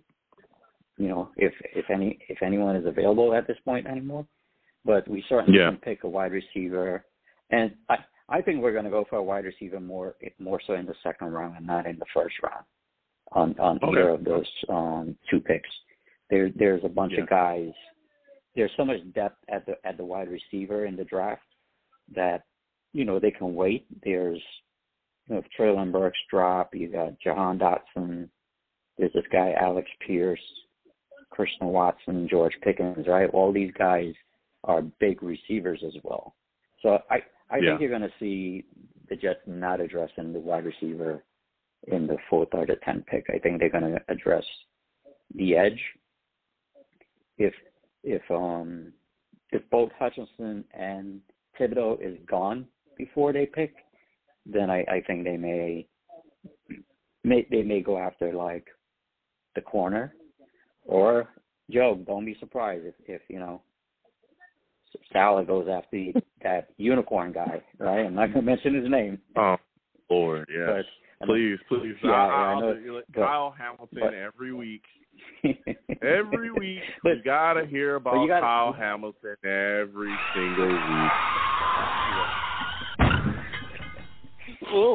Whoa. Every week. Go ahead. Joe, you got to think this way, right? If go ahead, I'm messing with you. Go ahead. if both Hutchinson and Thibodeau is gone, right? Yeah. And let's say Evan Neal or Iquano, one of the 2 guys are gone, then what are your thoughts at 4? Because you're not gonna reach for a third edge at 4. So now maybe you get Sauce Gardner at 4, and you add an corner, right, a top corner to the team. But are you drafting Evan Neal at 4 over a Sauce Gardner? Wait. Let's go back into your scenario. You said Evan Neal and Iquanu are gone. You said Hutchinson. No. And Thibodeau are gone too? If Hutchinson okay. and Thibodeau is gone, if the 2 edges are gone, right, and one of either Iquanu or Neal is gone as well, then what are you doing with 4? You're on the clock now. I don't think we need to go tackle, or I don't think we need to go tackle or guard at 4 at all anymore. When you look at having Tomlinson come in, that solves that issue.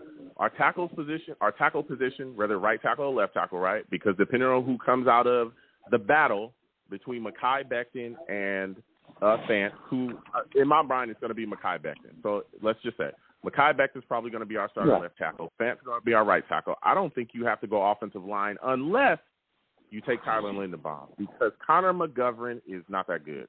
Okay, I've been on record saying that he's not that good. Now, I would take Connor. I would take. I know you're talking about 4. I would take Tyler Linderbaum at 4. I know that's not a very. It's somewhat popular, but I would take him at 4 if I had to. Okay, I will absolutely overdraft position of impact before I take a safety. I would not do that. All right, but if everyone's saying okay, he still be there at 10, right? Then I'm still not taking a safety at 4. I will trade down. That's exact. I don't understand why people aren't talking about that idea. Why not trade down, gain more capital, right? Because we still got to build, right? We still got positions coming up. We still got things we got to do. Take that capital, trade down, get better, keep it moving. I'm not taking a safety. I agree with that. Honestly, there's no need for us to take a safety now anyway because we got Jordan Whitehead, that strong safety. Ashton Davis ain't going to, we're done with that whole deal with Ashton Davis.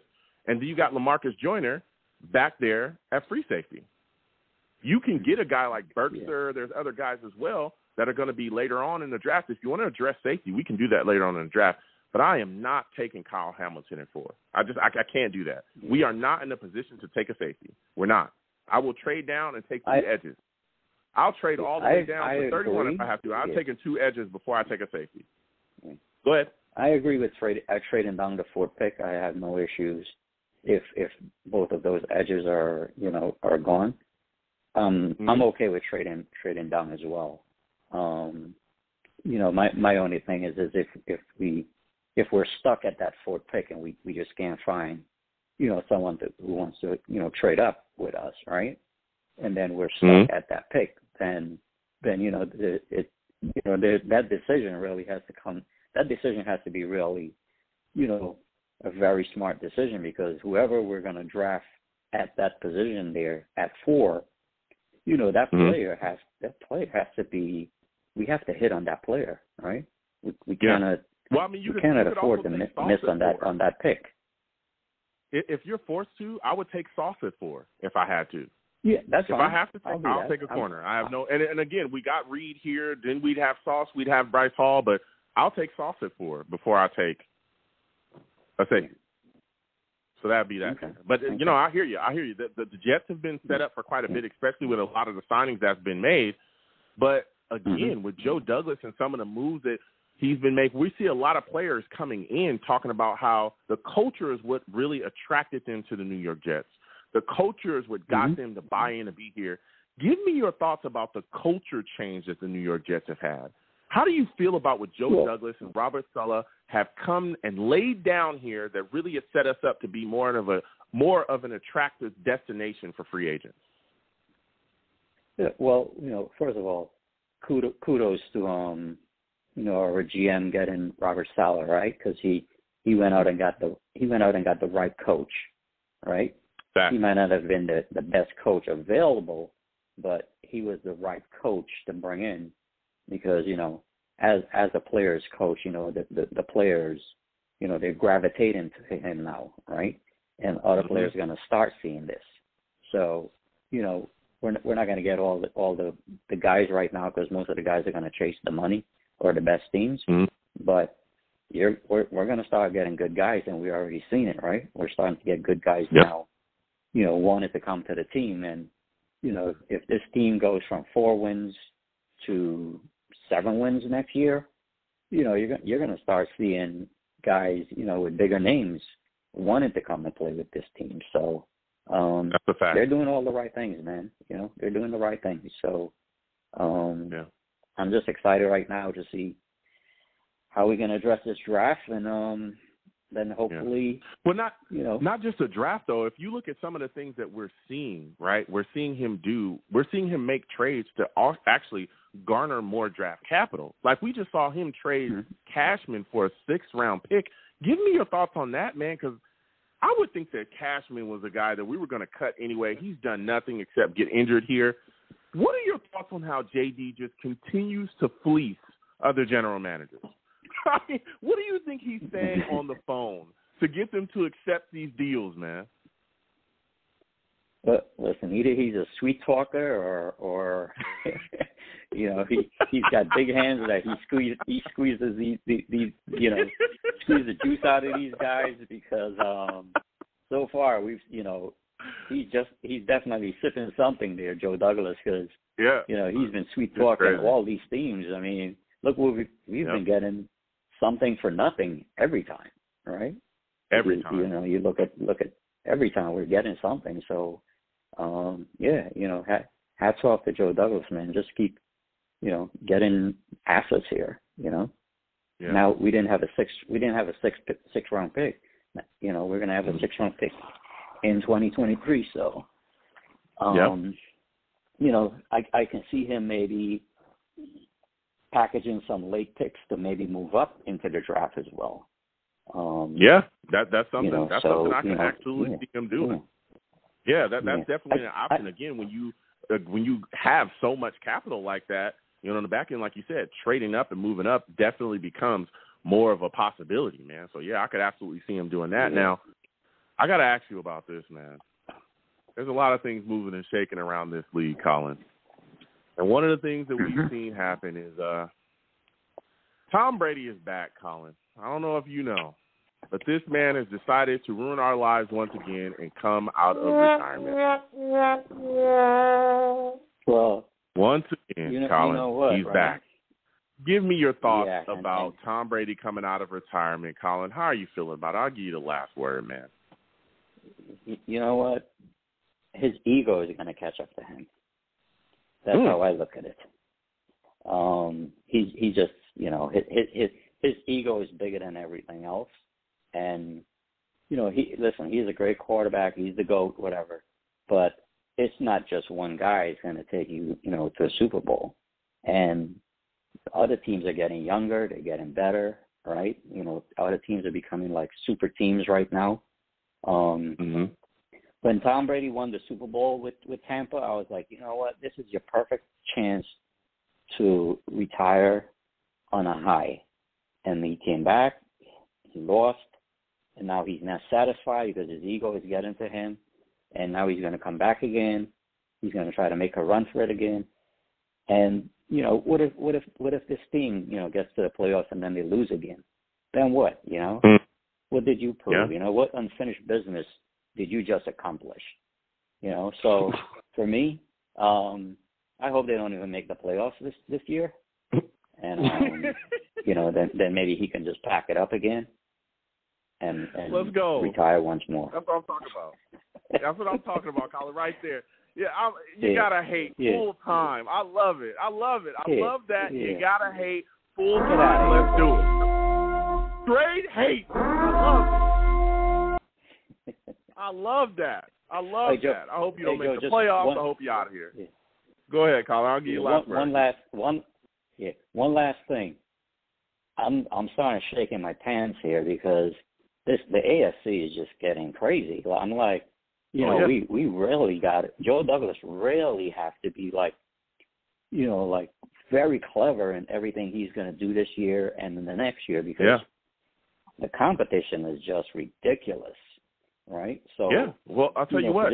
For this team to even get to the playoffs, we got like so much hurdles right now we have to get over. Listen, this is the NFL. You got to step up, and the way he's setting us up. The other teams, we don't have to worry about them. Eventually, they're going to be worried about us. They need to be worried about us, Colin, because we're the ones. That's right. Because we're coming. We're coming, boy. That's what I'm talking about. Salute to you, Colin. I want to thank you for calling tonight. You have yourself a good one, man. You have yourself a good one. All right. Listen, I was talking that talk, man. We're going to keep getting to these lines again. 515-602-9639. 515-602-9639. Call in. I'm taking all callers. Again, when you call in, please be patient. We get to everybody. I want to hear everybody's takes. Also, please give the stream a thumbs up and subscribe to the stream as well if you have not. And hit that notification bell so when I post content, you folks will be in the know. Super Chat's there. Please give to the Super Chat if you'd like to. Also, the Cash App is there if you'd like to give to the platform. Through that means, please do. Anything you give to the platform is greatly appreciated, okay? We're going to keep on going. We're going to keep on going. Joe Douglas has done a lot of great things for this team. It set us up in a different situation. So We're going to get to these lines. Next, I'm going to my guy, Maxwell. Maxwell will come in directly to you. Jason will come to you next. Salutes to you, Maxwell. I want to thank you for calling in tonight. Give me your favorite signing that the New York Jets have made. Is it Whitehead? Is it Uzma? Is it Barrios? I mean, what is the most favorite signing the New York Jets have made this offseason for you? I don't really have a favorite signing, but I think all the signings were really good. But I think my favorite is Uzma. I think he's a pretty good tight end for the Jets, and I think he can be – and we haven't had a good tight end, like, forever. I think the last time we actually had a good tight end was, like, Chris Herndon in 2018. He was actually pretty good under Sam Darnold. I'll tell you, Chris Herndon was never good. I hear what you're saying, but that guy was trash. I hear what you're saying, though.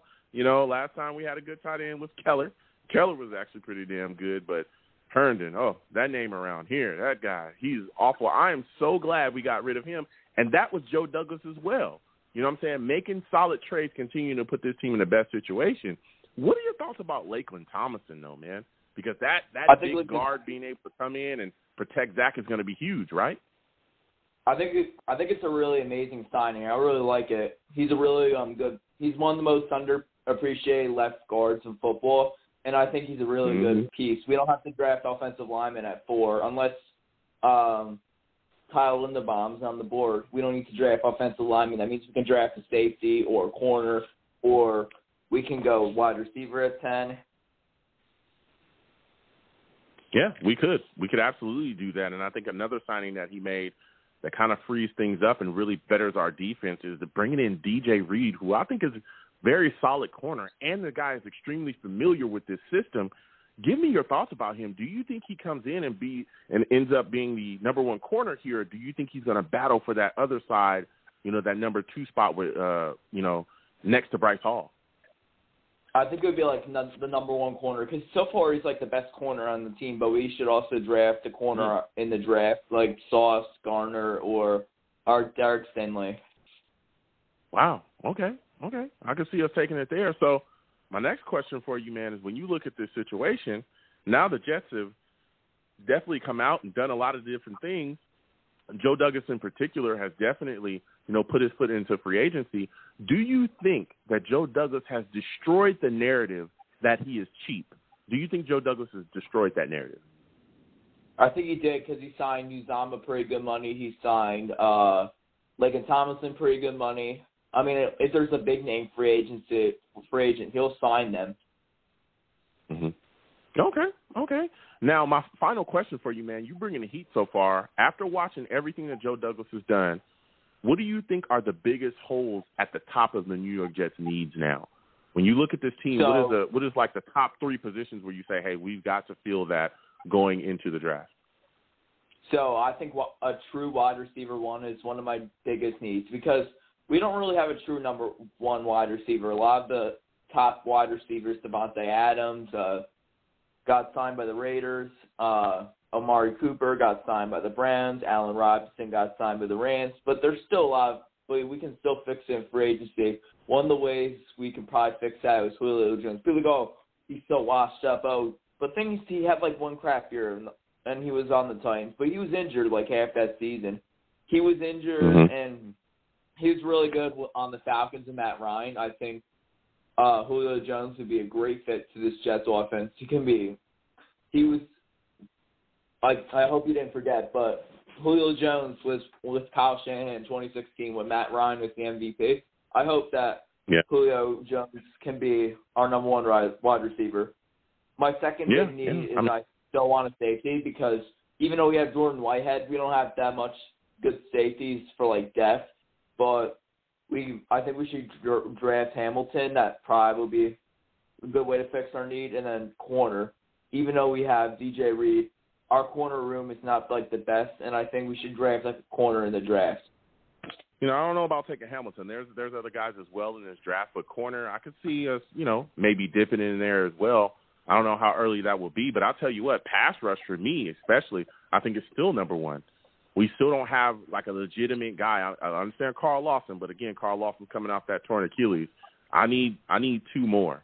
I need 2 more guys, and especially again, with Jacob Martin coming in too, he's a rotational guy. We need somebody that's going to get after it. So, listen, Maxwell, you brought the heat, man. Before I let you go, Give me your thoughts on Tom Brady being back in this league, man. Are you glad he's come out of retirement? No, I'm not. I'm not glad that Tom Brady was out of the league. I made a video about Tom Brady, and even though I do respect Brady, I respect he's the greatest NFL quarterback, and he wants to win an 8th Super Bowl. I respect that, but 45 years old, I just think Tom Brady needs to hang up.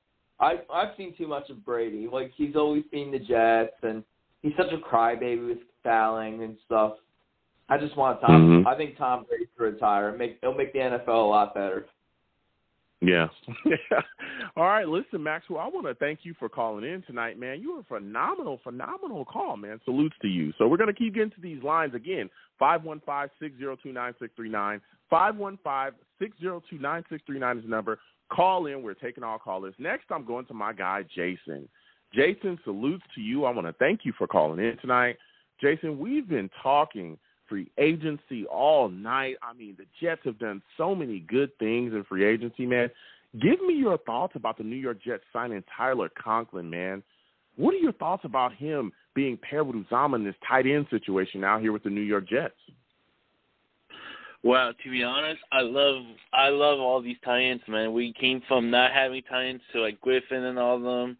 Now we're having tight ends, and we even have the potential of getting even another great tight end in the draft, dude.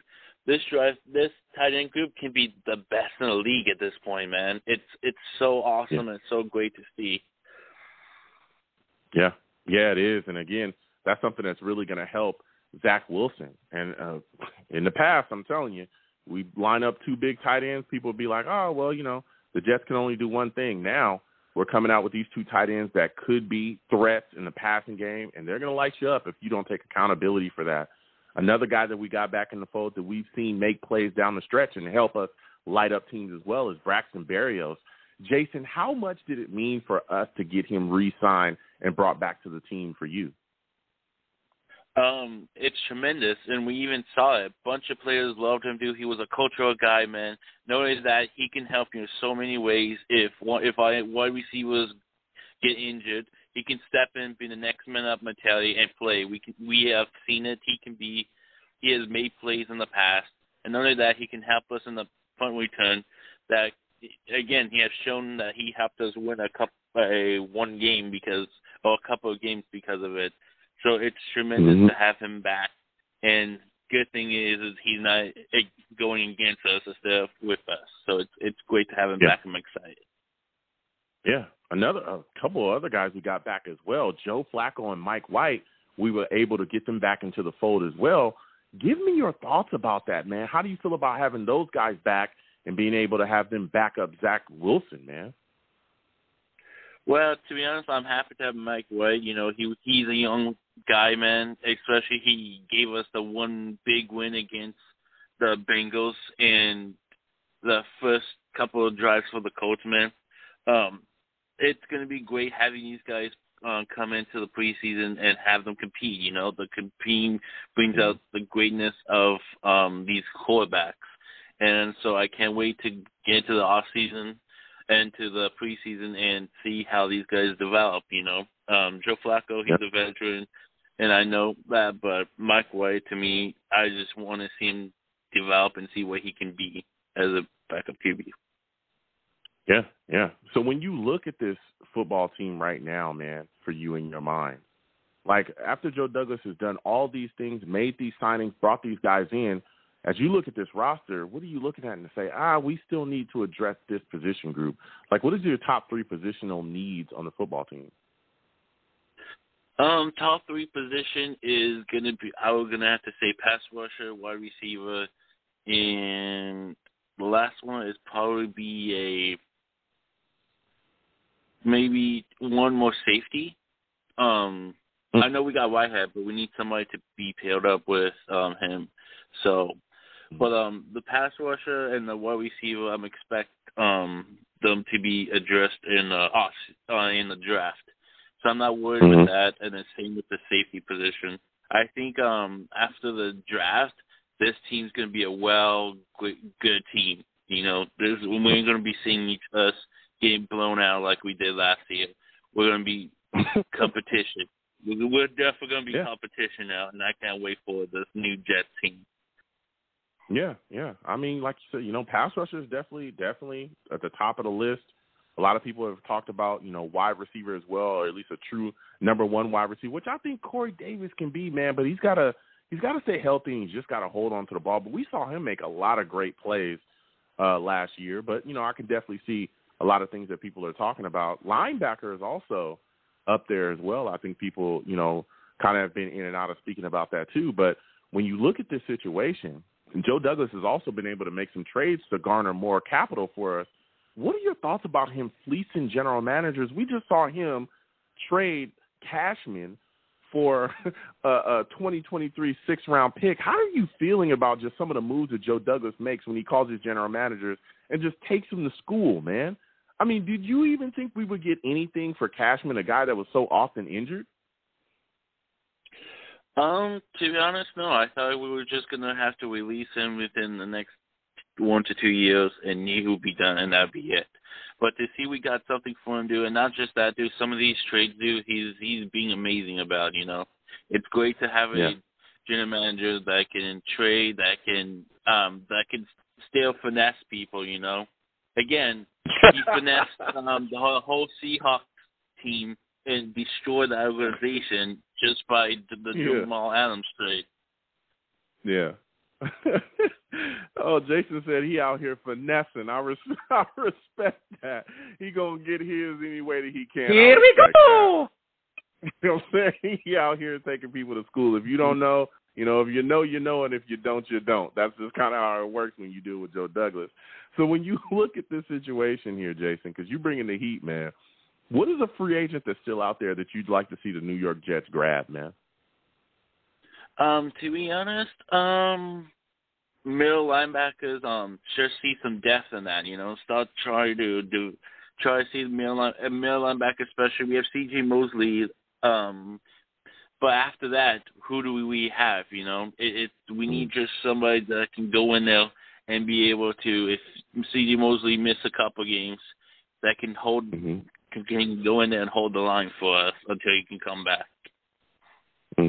Yeah, I can see that as well. So before I let you go, Jason, man, we've seen some moves around here. Give me your thoughts about the Deshaun Watson trade to the Browns. What are your thoughts on that, man?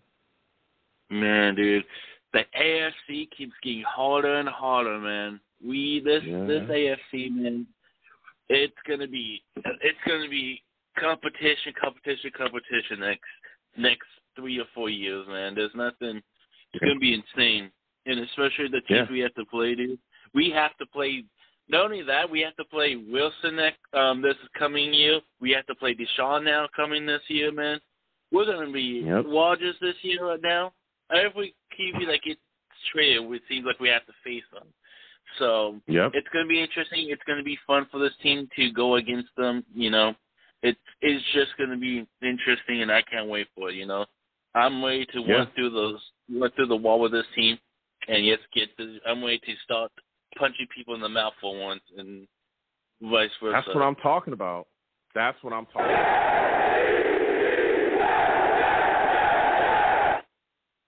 Listen, Jason, man, I want to thank you for calling in tonight. You have yourself a good one, all right, my friend? You too, man. Jets up, everyone. Let's go. That's what I'm talking about. Listen, man, what a show. Show's on fire. All right?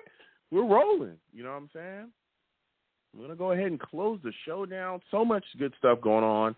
Great stuff going on in free agency as well. I really like a lot of the signings that the New York Jets made. There's a lot of underrated signings, too. I believe it was Angelo talked about it as well. Eddie Pinheiro being brought back, that's big, man. You get a kicker that can stabilize that position, make kicks when it matters, that's huge for us. Really, really big for us. I like the direction that we're going. And I think the New York Jets are going to continue to do things to better this roster in this upcoming draft, too. I want to see if the Jets actually end up taking a tight end. It's so interesting because this tight end class is so deep, but we already got 2 guys. I'm wondering if they go tight end again late in the draft because there's so many guys out there. Likely, Trey McBride, Rucker. There's so many names. This is a super deep class. But I'll tell you what, we must address the pass rushing situation. We must do that. I see them absolutely attacking that situation. I think wide receiver and pass rush is probably the two top things that Joe Douglas is going to go after. Also, defensive line, too. We lost out on B.J. Hill. I could see them possibly adding maybe some defensive tackle late in the draft as well to come help us, especially in run support, because we was getting cooked up front last year. Anybody watch that Colts game? Woo! He got lit up in that game. They ran all over us. You know what I'm saying? So, salute to everybody listening. It's been a great show. Listen, I'm the man of the people. I'm here for the people. Let me shamelessly promote my Facebook page. Everyone go on Facebook, search The Long Beach Joe Show. Like that page. My content's up there. Go ahead and give it a listen. Message me. I'll message you right back. I love going back and forth with folks about this football team. Also, leave me some feedback. I love hearing about what you folks think I do here on The Long Beach Joe Show. I am also on Twitter as well at YoungJ000. Again, YoungJ000. Follow me. I'll follow you right back. You want to troll me? No issues. I am the troll that lives under the bridge, and I will have my Vera Tucker jersey on at all times. At all times. You know what I'm saying? You never know. Maybe in this upcoming draft, I'll have a Drake London jersey on at all times. That's somebody the Jets can take. I'm not saying that's what we should do. I'm just saying that's something we could do. Then we'd have two great players from SC. Not that I'm a homer. I'm not. I'm just saying I recognize talent where talent is. That's all I'm saying. Vera Tucker, young guard, one of the best guards in the league. Fight on. That's all I'm going to say. All right? So I have that jersey on at all times. Also, the show's Twitter is at The Long Beach Joe, at The Long Beach Joe. Follow that as well. We can go back and forth, talk about football. I'm also on YouTube as well. Go to YouTube, search Long Beach Joe Jets, Long Beach Joe Jets on YouTube. Subscribe to that page. Hit the notification bell. If you want to troll me, no issues. Hit those comments. We'll go back and forth. I'll troll you back and forth in there as well. And as always, people, when you see me in person, okay, it is arms out, chest open, free hugs for everyone. Free hugs for everyone. The hugs will cost you absolutely nothing. No matter what anyone says, the hugs will always remain free. I want to thank everybody for listening. I want to thank everybody for calling in. Without you folks, I am absolutely nothing. Thank you for taking the times out of your day to listen and call in. You folks are the greatest. Joe Douglas, I'm telling you, he's amazing, man. We're turning things around here with the Jets. This is phenomenal. You folks have a good one. Peace.